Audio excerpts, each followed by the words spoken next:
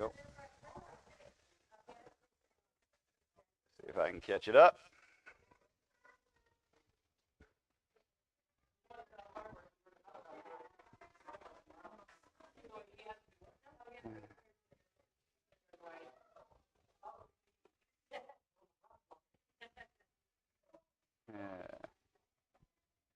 Hey, you know what? I may not have uploaded this again.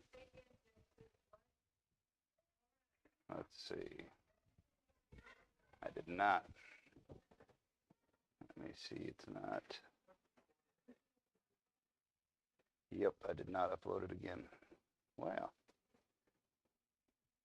Let's see then. Let's do this.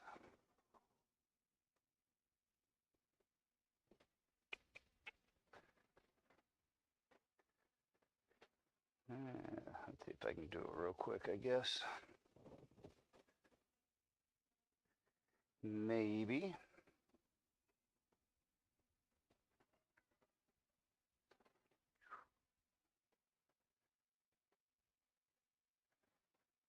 All right. Let's see if that'll work or not. But anyways, we are in Genesis chapter 4, verse 26. We've been talking about Seth, the line of Seth versus the line of Cain, right? So this is, what did it just up? Oh, I just uploaded the wrong one, that's why. Yeah, that's right, okay. Delete that one. And go here. Let's put that one. Set the wrong one.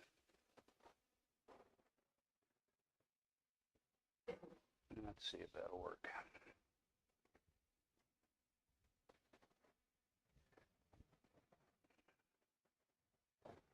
Okay.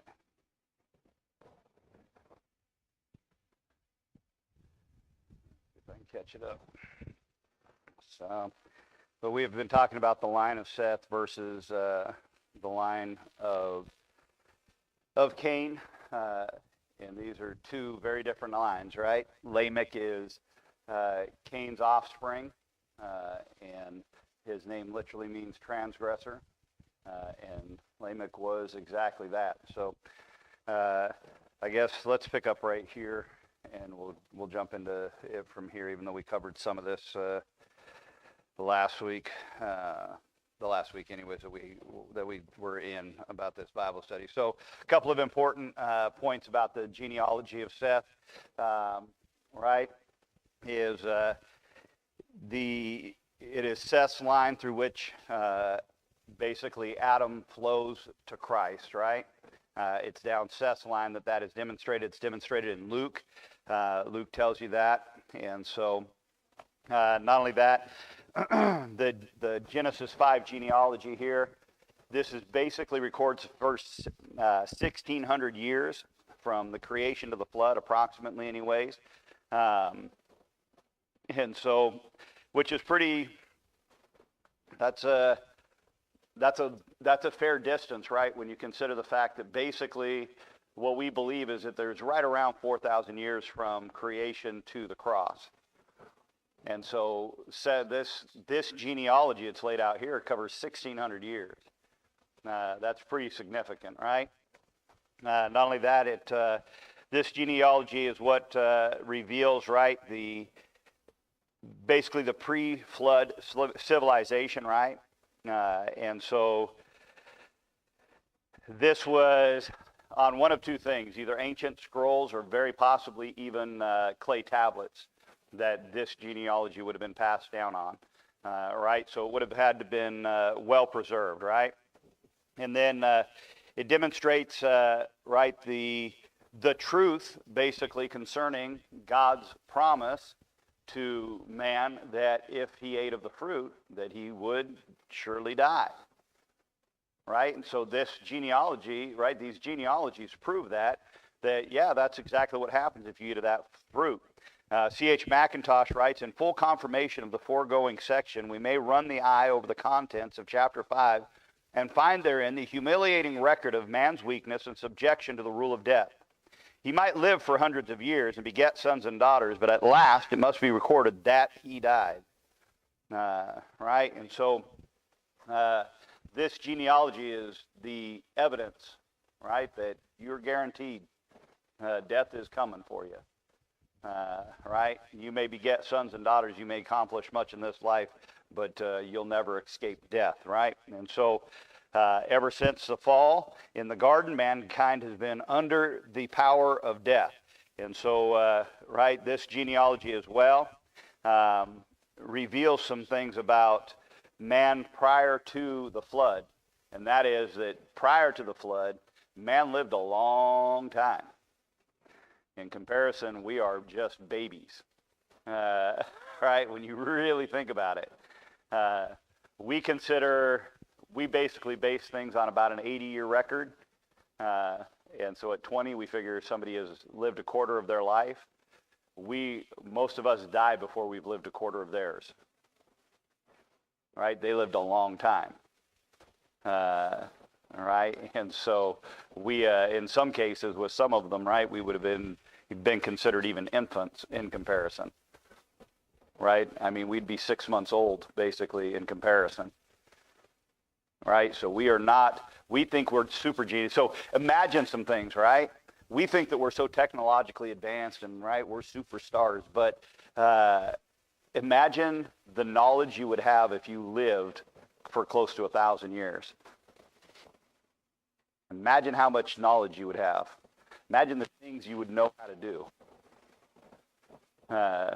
Right? Yeah, right? It tells you, right, just how much death affects us, right? Because really, right, our memories start to fail pretty early in life, right? Some of us would say we're not even born with them. So anyways, there's some important people in this genealogy as well, right? There are 10 generations recorded from Adam to Noah and Seth. His line stands in pretty sharp contrast to the Canaanites. Morris says this: there's a marked change of emphasis in the record of the descendants of Adam through Seth. No more do we read of human accomplishments and boasting, but rather of men calling upon the name of the Lord. You see almost immediately the difference between Cain's line and Seth's line, because Cain's line, they are accomplishing things. They're building cities, all of that kind of stuff. You follow Seth's line, and it says of Seth's line that men began to call on the name of the Lord, right? They were walking with God, all these things. The vast difference, right, of declaring man's accomplishments versus walking with God. Some very significant things there. So it appears, right, that Seth had an eternal value system that he taught to his children. That was in sharp contrast to Cain's very temporal mindset of get as much as you can, as quick as you can, right? Because there's no surety in life. There's no guarantees in life. And so here's some of the people, right? So obviously Seth, he is the vision of faith, basically, right? Seth was 105. When he has a son born, and Seth lives another 807 years, dies at the age of 912 years old, right? So in comparison to that, what's 80 years? It's not even a tenth of their life. What's 1/10 of 80 years, right? In comparison, right? We think we have the capacity sometimes, even as we read the Bible, right? We think we have the capacity to judge the actions and things of these people. We have no capacity to judge them whatsoever. We are children in comparison, right? So, but Seth is the result of Eve's faith. Genesis 4:25, Adam knew his wife again. She bare a son and called his name Seth. The reason, she says, was for God said she hath appointed me another seed instead of Abel who Cain slew. So Eve believed that God would give her a replacement for Abel. So Eve believed, I think Eve loved Cain just as much as she loved Abel, right? As much as she loved all of her children. But there was a marked difference between Cain and Abel. Abel was a worshiper of God, and Cain was a worshiper of self, or of earth, however you want to put that, right? But he was a worshiper of himself. And so when Seth comes along, he is, in Eve's mind, this is God's replacement of a worshiper. God's given me another one that will worship God and follow God. All right? And she says exactly that, by the way. Eve, that is what Seth's name, right, literally means substituted or appointed, right? Or both, really, in this case, right? And she was right. The future of the godly line that would follow into the line of Christ comes from Seth. So she was exactly right. He's also the result, by the way, of Adam's faith. Adam lived 130 years old and begat a son in his own likeness after his image and called his name Seth. Right? So Adam, basically, Adam and Eve are in agreement about this thing, that Seth is the restoration of the godly line. Right? God's always had a people. God has always had those who were obedient to, right, and worshipped him. And obedience is sometimes not quite what we think obedience is. Sometimes we look at obedience virtually as perfection, but the reality is that's not what obedience is. Obedience is, look, I am trying my hardest to follow the rules and regulations. Right, I'm doing the best that I can. Right, none of us would say that our children were perfect. Right, but there's a big difference between your child being disobedient, right, versus incapable of obedience. All right, it's a big difference between your child willfully disobeying you and your child just being a kid. Right, those are two different things, and so the fact that sometimes we think that God can't differentiate those two things, I think, is pretty shallow on our part. God can certainly can certainly discern the difference between my disobedience, right, and my willful or my inability, right, and so there are obviously, right, there are certain views of anthropology that basically lean into inability as willful disobedience, right? And so they will state one thing, right? Man is totally incapable, right, or unable, and then immediately turn around and say, because he is unable, therefore he is willfully disobedient. Those are two different things, right? Because of Adam, I am incapable, right, of living a life that would keep me out of hell, right? I am incapable of doing that. That does not make me willfully, right, disobedient to God.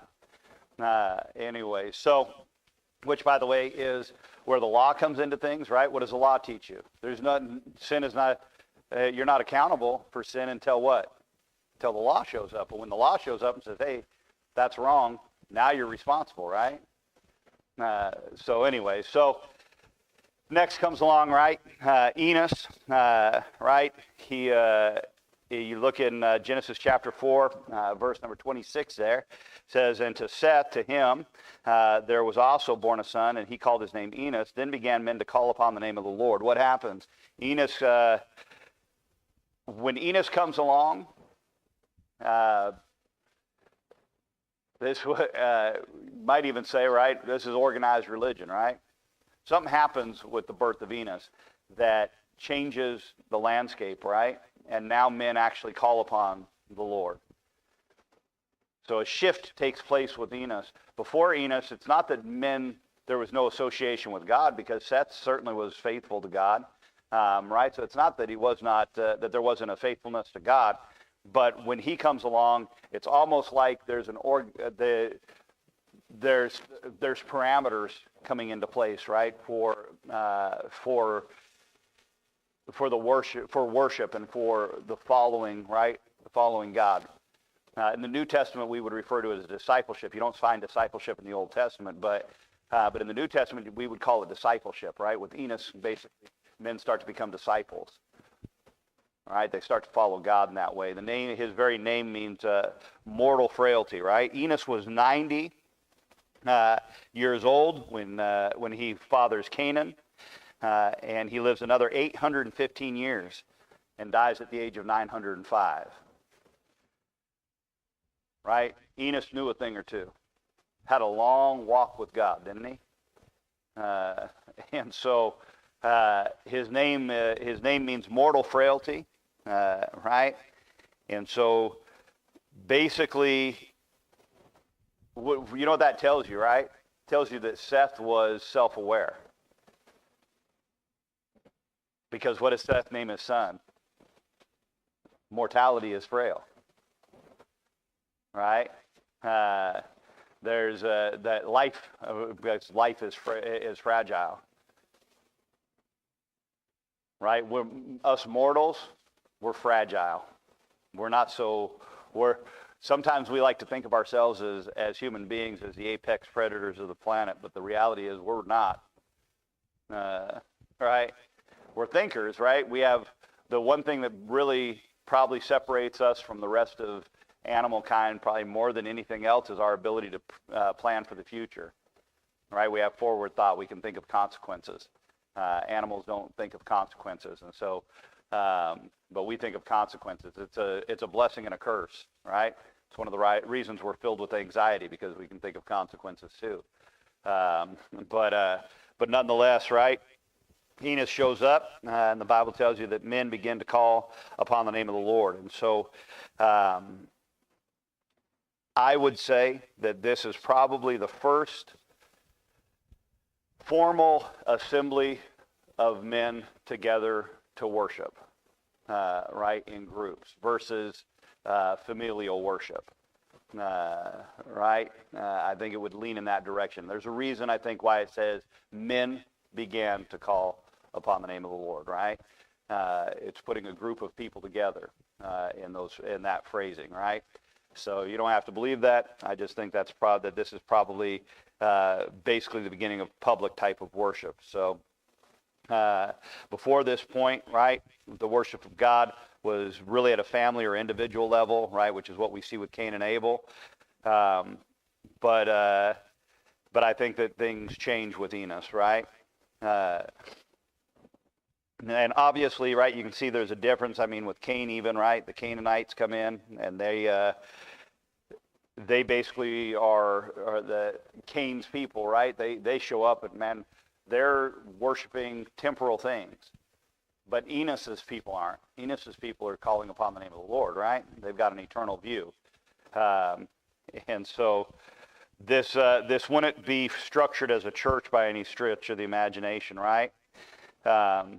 And we know that it wasn't a church, right, for a lot of reasons, but one reason we know it is because Paul tells us, right, how that by revelation he made known unto me the mystery, as I wrote afore in few words, right? The church was a mystery, so this wasn't a church. It wasn't a church until, right, that's revealed in the New Testament. But there is a principle that begins to take place here of assembling together to worship God.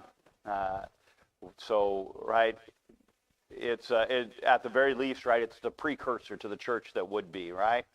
Then you've got Cain and Jared, right? This is basically the continuation of faith here. Here's Genesis chapter 5, verse 12. And Canaan lived 70 years, begat Mahalalel. And Canaan lived after he begat Mahalalel 840 years and begat sons and daughters. And all the days of Canaan were 910 years, and he died. Right? And so he says, and Mahalalel lived 60 and 5 years, begat Jared. Mahalalel lived after he begat Jared 830 years and begat sons and daughters. And all the days of Mahalalel were 890 and 5 years, and he died. And Jared lived 160 and 2 years, and he begat Enoch.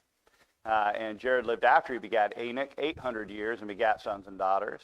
And all the days of Jared were 962 years, and he died. Right? So you've got, right there, God chooses kind of this line out of Seth's kids, right, to expand on, right, and to talk more about this line, going down Enos's line and into this line. And so we don't know much about, obviously, these saints, right? Warren Wiersbe says this. He says, but they are still important as they were living links in the great generational change that reached from Seth to the birth of Jesus Christ. Right? So we don't know much about these individuals. Here's what we do know. We do know that they're links in a chain that leads to Christ, and there's no links in the chain that lead to Christ that aren't faith, that aren't people of faith. Every person in that chain is a person of faith. They're not all perfect, right? David's in there, right? There's a lot of people who have pretty significant failures, but they're all people of faith, right? And so Canaan, his name means smith, right? He fathers Mahiliel at 70, dies at 910. Mahiliel, whose name means praise of Elohim, right? He fathers Jared at 65 and lives another 830 years and dies at 895. Jared, whose name means descent, right? He fathers Enoch at 162, lives another 800 years, and he dies at 895. Right? So these are individuals who had a great deal of knowledge, a great deal of time on the face of this planet. Right? There's something to them. Right? We live 80 years and have a hard time keeping the faith. Right? These individuals lived 900 years and kept the faith. Right? They should be an inspiration to us, right? That, hey, you can keep the faith. So, anyways, Enoch shows up on the scene, right? We all know Enoch. He is the illustration of faith. In chapter 5 there, verse number 21, says, and Enoch lived 65 years and begat Methuselah. And Enoch walked with God after he begat Methuselah 300 years and begat sons and daughters. And all the days of Enoch were 365 years. And Enoch walked with God, and he was not, for God took him. Enoch's name literally means dedication. All right, he was dedicated.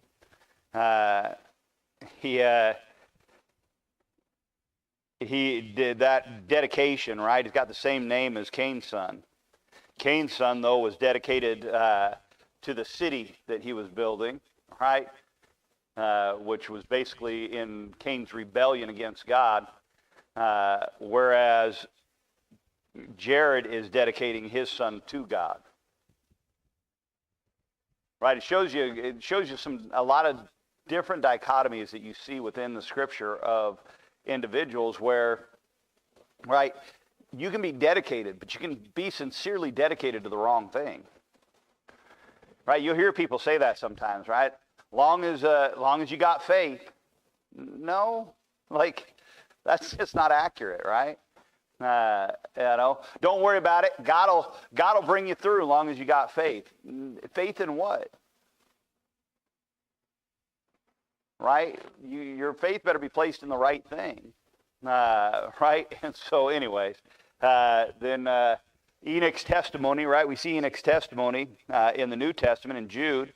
Verse 14, verse 15, Enoch also, the seventh from Adam, prophesied of these, saying, behold, the Lord cometh with 10,000 of his saints to execute judgment upon all and to convince all that are ungodly among them of all their ungodly deeds which they have ungodly committed, and of all their hard speeches which ungodly sinners have spoken against him. Right? That is, so Enoch, right, was certainly a prophet of God. Right? He's speaking on God's behalf, telling people, listen, God's going to come. He's going to wipe this place out. Right? You better get on the right side of this thing, you know? And so you certainly see that. You see Enoch's, the testimony of Enoch's walk, right? Verse 21 and verse 22 there. Enoch earnestly walked with God. And it started after the birth of his son Methuselah, is when he gets in earnest about it. That's, by the way, it's a pretty common thing. Right? We're pretty freewheeling until you got a kid. Right? You get saddled with a little bit of responsibility, and your mind starts to change about some things. Right? I mean, even things as minor, right, as smoking and drinking, right? I smoke a little, I drink a little, it's not a big deal. Then you got a kid, all of a sudden, now your kid's watching you smoke a cigarette and drink a beer, and you're like, I should probably stop doing this stuff. I sure don't want them doing it, right? And so, but he certainly began to walk with God after Methuselah, according to Scripture here. There's that sense of responsibility there, right? So Enoch's heart was stirred by Methuselah, basically, right, to walk with God. It's stated twice, by the way, that Enoch walked with God, which means God's doubling down on it, right? Enoch is the seventh individual from Adam in Seth's line. And what a great contrast, right, to the life of Lamech, who's the seventh from Adam in Cain's line. In Cain's line, you get Lamech, who says what? I've killed a young man. Versus Seth's line, where you get Enoch, who walks with God. Right? It tells you some things, right? Listen, you're not bound by your heritage to live in any certain way, right? Just because of this or that, right, doesn't mean that, that you can't be right with God and all that other stuff, right? But it does tell you that if you continue to live in the same way as those in your heritage, you will continue to perpetrate the exact same problem, and you'll compound it. Right? There's nothing wrong with taking a look at your heritage, your mom, your dad, right? Your grandma, your grandpa, your great-grandma, your great-grandpa, right? Going down through the line, aunts, uncles, all that stuff. There's no problem with looking at that and saying, hey, right, they have some bad, right? They've got some bad things that they did. And shucking the bad and keeping the good. Right? There's nothing wrong with that.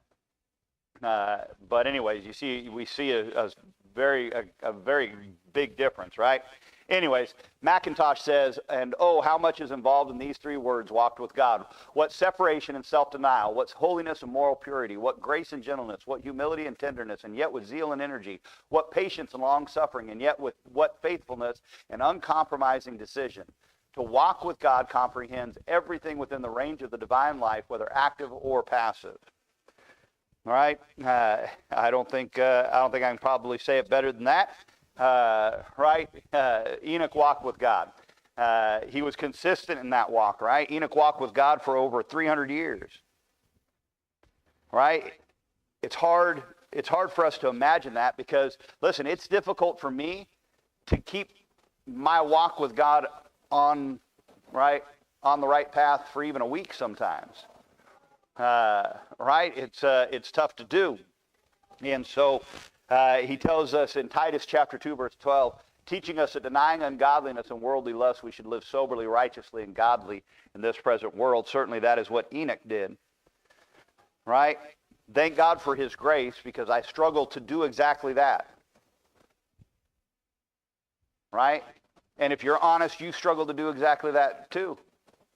It's hard sometimes to deny ungodliness and the worldly lusts, right? I don't know who I was talking to. I was talking to a buddy of mine, I think, but I told him, I said, I don't know anybody that doesn't have a lust problem. I said, not all of them is that lust sexual. I said, but everybody's got a lust problem. Right? It's hard. This is a tough life to live, man. And so it's not that it was easier for Enoch to make that walk. No, it was just as difficult for Enoch to walk with God as it is for us to walk with God. Right?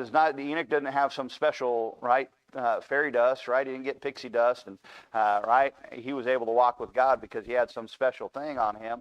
No, he struggled to walk with God just like you struggle to walk with God. And Enoch was a sinner just like you're a sinner, and yet he still walked with God.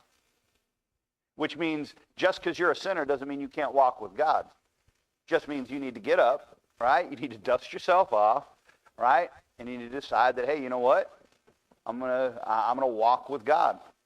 I can tell you the quickest way to correct your walk with God is get self-aware real quick. The faster you own the fact that, man, you're a mess, the easier it'll be to walk with God. I'll tell you what most people's problem with walking with God is. Most people's problem with walking with God is they think that when they read the things that are written in the Bible, they think that those are standards they can live up to rather than proofs you can't. Can you tell me one person that's written about in the Bible that lived up to the standard? None of them did. All of them were colossal failures. Abraham lied and told people, that's not my wife, she's my sister. And his son did too, by the way. Isaac did it too. Right? Listen, stuff happened, right? No, they're all a mess. You know what? When you read those things, you know what that is? That's God telling you, listen, if you could, right, live the way that I wanted you to live, here's how you'd be living. That's what those things are. And so the sooner that you come to terms with the fact that you can't live that way and you desperately need the grace of God, the closer your walk with God will be when you finally realize, God, I desperately need your grace. I'll tell you what what attracts people to things, right? The more grace that you feel like somebody will give you, the more attracted you are to them. Right? Especially in the middle of a mess. You're not going to call the person who's going to say, I told you so. Who are you going to call? You're going to call the one that says, that's all right. Right? We can get on top of this. It's all right. Life goes on. Right? We can fix it. Right? That's the person you're going to be close to. Right? And the more that you see God as that person who says, hey, this is why I sent Christ to die. So come on, let's talk about this. Let's work it out. Right? The more that you see God that way, the closer your walk with him will be. And I think that was probably evidenced even in the life of Enoch. Right?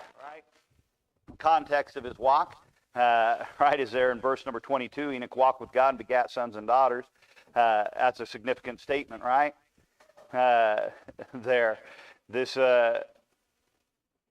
Because your sons and daughters are where the rubber meets the road in the Christian life. Right? That's where the Christian life stops being theory and starts becoming reality. Because you start to see your inabilities represented in the lives of your children. Have you ever looked at your kids and thought, man, what a knucklehead, man? Right? And then you think, I was worse than that. Right? Ethan and Bella, when they decided they were going to do their little, run away and get married thing, right? Me and Bella's dad were talking, and I told him, right? I said, we were just as dumb. Right? We had nothing, thought we could live on love. Right? Which, by the way, is a lie. I don't care what that song says. Right? Living on love, biding on time. Right? Yeah, that was a lie. You can't live on love. The landlord doesn't accept it. Tell him I'll give you a hug and a kiss. That won't pay your rent, trust me. So, but we're all that way. And we all made it. You ever look back over your life and think of, man, the number of times you were sure that was it? You're going to be living on the street? Right? Listen, the reality is, man, that's the life, right? And so Enoch, family will test your spiritual life, right? Psalms 101 verse 2, I will behave myself wisely in a perfect way. When wilt thou come unto me? I will walk within my house with a perfect heart. Sometimes we read those words, right, like perfect, and we think to ourselves, that means without sin, right? But that can't be reality, right? You know that when he says, I'm going to walk with a perfect heart in my house, you know he can't mean without sin. or without failure. You know that, right? Because David was a sinner and was a failure, so he couldn't possibly have meant that he wouldn't fail and he wouldn't sin. That can't be what that means. Right? What does it mean? It means that he's going to walk within his house with he's got the right desire. And he's going to bring as much as is possible, as much as is within his ability, he's going to bring his life into line with his desire. I am fully aware that I am incapable of living a life that would be pleasing to God. If I could do it, Christ wouldn't have had to die for me. So I'm completely incapable of doing that, right? But my desire is to live that kind of a life. And my goal is to bring my actions into the best alignment with my desires as I possibly can, understanding fully that I will fail, but that I'm not going to throw the towel in because I fail. I'm going to get up and do my best again tomorrow. Right? That's literally it, right? Anyways, the climax of his walk is that Enoch is translated, right? That he should not see death is what Hebrews tells us, right? He was translated, right? That he should not see death. That's quite the thing, right? That word translated, right, basically comes from a Hebrew word which means he disappeared. That's what the word means, right? That Enoch was disappeared so that he wouldn't see death. That's pretty interesting, right? So I'm not much. I don't know much Hebrew, but I know how to read a commentary. So, right? Basically, God took him. Right? And so the climax of Enoch's walk was God just took him. God disappeared him. Right?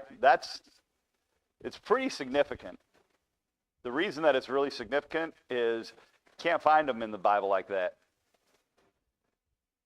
Enoch stands out like a sore thumb in that way. Right? And I've heard all kinds of things about it, right? That he walked with God, and God said, we're closer to my house than yours. Why don't you just come on home, right?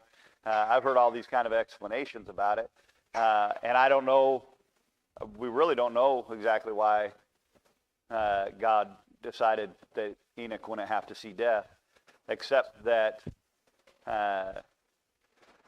he walked with God. Just that Enoch walked with God, and because he walked with God, God said, don't worry about that. Right? I think there's a lot of things that are contained in that. One of them that I think is contained in that is the picture of the believer in the New Testament that won't see the second death as a result of their faith in Christ, right? I think that is pictured in that, but it is of significance, right? The testimony of his words, right?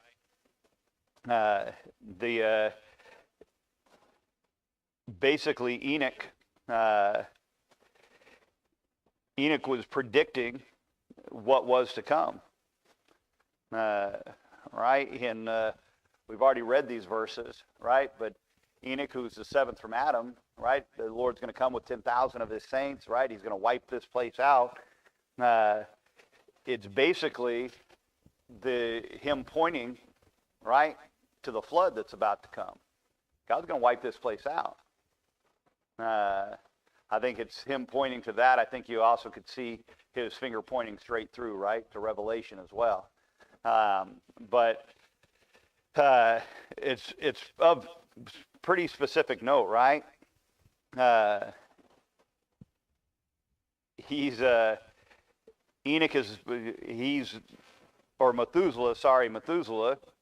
right? His name basically means when he dies, it'll be sent. Right? It's not a big shock, right, that basically the same year that Methuselah dies, the flood happens. Right? Enoch was predicting that even in the life of his child, right? In Scripture, right, children are given prophetic names, right, basically to communicate God's revelation. And Methuselah comes along, who's the longest living patriarch, reaches almost 1,000 years old. Tells you a bunch of stuff. One thing it tells you is it reveals how long-suffering God is. If Methuselah's name means when he's dead, it's coming, right? It's going to be sent. And in the year that Methuselah dies, the flood comes. What is God doing? God's giving man a chance to repent. That's what's happening. And God's got long-suffering, by the way, with us even to this day, isn't he? Right? How many times have you been in the middle of something that God could have pulled the trigger on, man, and just nailed you down right away, but he just lets it go, and lets it go, and then finally the light goes on in your head, and you're like, you know what, God, you are right about this. I'm so sick of myself. All right? And you get right with God. All right? God could have pulled the trigger on that thing and shut you down any time he wanted, right? But he was what? He was long-suffering. That's what he was.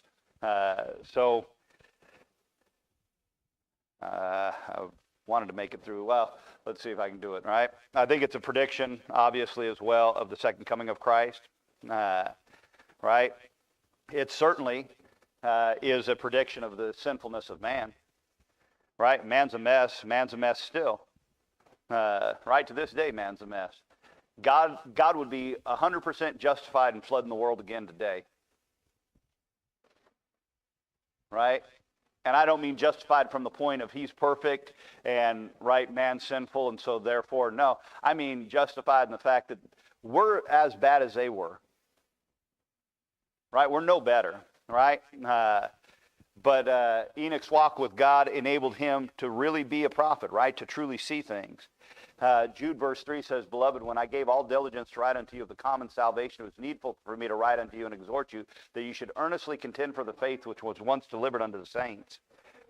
Right? Enoch was a contender for that same thing. Right? And Enoch is translated there in the end. And so we'll pick up with Enoch's translation next week. So you are dismissed. We'll be back.